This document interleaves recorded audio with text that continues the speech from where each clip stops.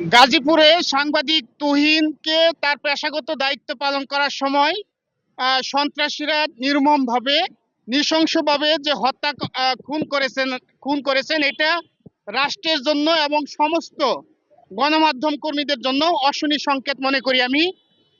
যদি এই ধরনের হত্যাকাণ্ড রাষ্ট্রে সংগঠিত হয়, আমি মনে করি যে রাষ্ট্রের চতুর্থ স্তম্ভ যাদেরকে বলা হয় তারা যদি রাষ্ট্রের কাছে নিরাপদ না থাকে, তাহলে রাষ্ট্রের যে আইন শৃঙ্খলার যে অবনতি, এটা রাষ্ট্রের জন্য আগামী দিনে ভয়ঙ্কর রূপ ধারণ করবে।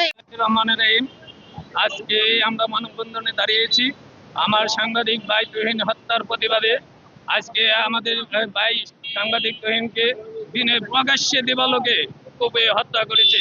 এর সুষ্ঠু বিচার চাই আমরা। ইতিমধ্যে আমরা জানতে পেরেছি 7 জন আসামি ধরা পড়েছে, আরো 2-1 জন বাকি রয়েছে।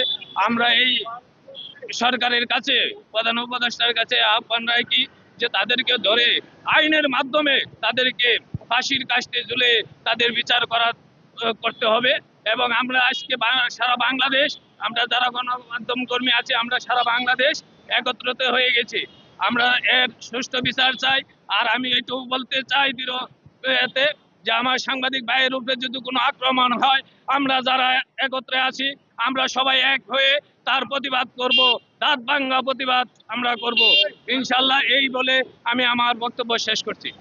আমি ঢাকায় ছিলাম, যখন একটা পুশ দেখতে পারলাম যে সাংবাদিক তুহিনকে নির্মমভাবে হত্যা করা হয়েছে, তখন আমার শরীরের রুম দাঁড়িয়ে গিয়েছিল এবং তাৎক্ষণিকভাবে আমি সারা বাংলাদেশের সাংবাদিককে সোচ্চার হওয়ার জন্য এবং জেলা উপজেলা প্রেস ক্লাবের সাংবাদিকদের এই ন্যায়ের বিচারের জন্য সকলকে সোচ্চার আহ্বান করেছিলাম।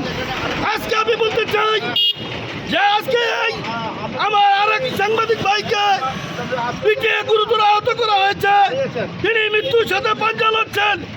আজকে আমি এই সরকারকে আমি বলতে চাই যে আপনারা বলে থাকেন এই সাংবাদিকরা এই জাতির বাহক, এই সাংবাদিকরা এই জাতির বিবেক। আজকে যদি এই সাংবাদিক বিবেককে হত্যা করা হয়